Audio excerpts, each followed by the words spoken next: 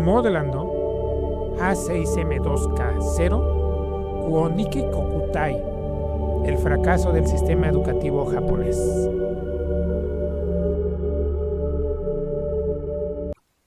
Una de las principales razones de la derrota de la Marina Imperial japonesa fue la falta de pilotos entrenados en la fase final de la guerra.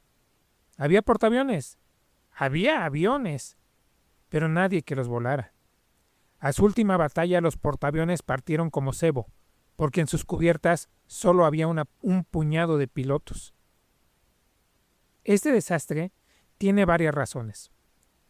Una falta de rotación de pilotos experimentados que permanecían indefinidamente en el frente, hasta agotarse y caer en combate, en vez de regresar a casa para descansar y pasar sus conocimientos a las nuevas generaciones.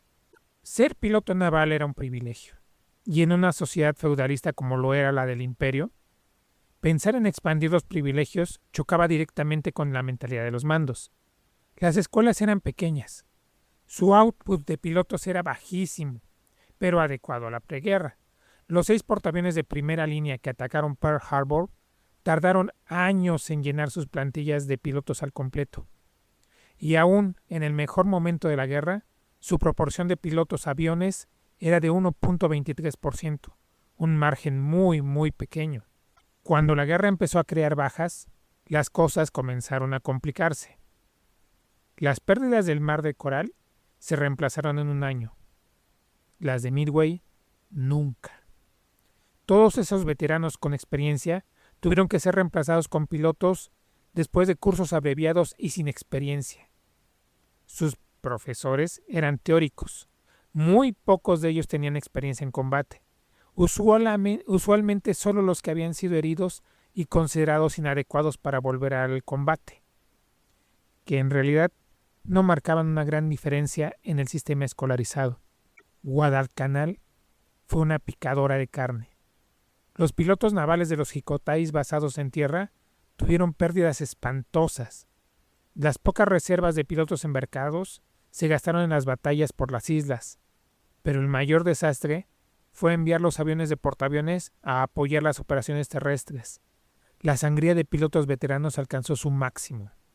Para la batalla del Mar de Filipinas, la Armada Imperial había logrado llenar las cubiertas de sus portaaviones de nuevo, pero lo logró usando medidas radicales. Los pilotos fueron enviados al combate con solo 200 horas de vuelo, mientras los norteamericanos recibían el doble. El resultado se vio muy claramente. La carnicería del tiro de pavos de las Marianas lo demostró. En el combate aéreo, los japoneses fueron derrotados en toda la regla, y esto se volvió costumbre por el resto de la guerra. Pilotos japoneses enviados al combate, recién egresados de entrenamientos acelerados, sin saber cómo volar eficientemente sus aparatos, terminando finalmente en los pilotos kamikaze, con solo 20 horas de entrenamiento y exclusivamente centrado en cómo controlar su nave, para estrellarse contra un buque, como lo hicieron los pobres pilotos de los Oka. El entrenamiento japonés seguía las pautas universales. Primero la educación teórica, aeronáutica, climatología, mecánica básica, etc. Para después pasar a la instrumentación y a los primeros vuelos en aviones biplanos de entrenamiento básico. Para después pasar a los aviones monoplanos, ya a los aparatos de su especialización, cazas, bombarderos, etc. Y finalmente al entrenamiento de combate aéreo. Para la función de caza se diseñó una versión biplaza del Zero, uno de los más avanzados entrenadores del mundo. Pocos países hicieron esto. La mayoría usaban entrenadores medios biplazas, dejando los cazas monoplazas para el entrenamiento avanzado, pero la Marina Imperial pensó en forma diferente.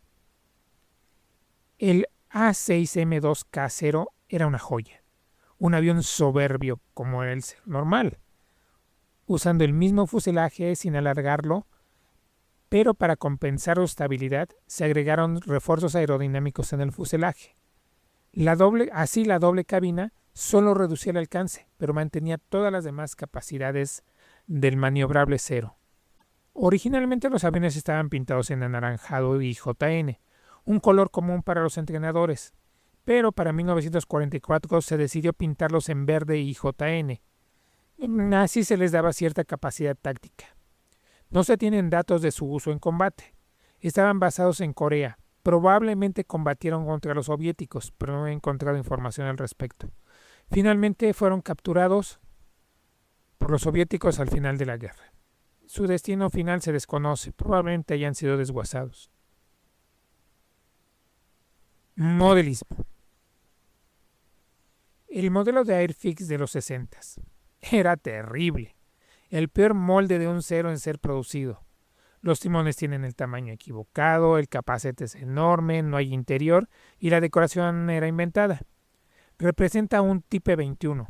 Tiene los enormes remaches de tomate y todo lo normal asociado con esos modelos de Airfix. El interior se reduce solamente al asiento y al piloto.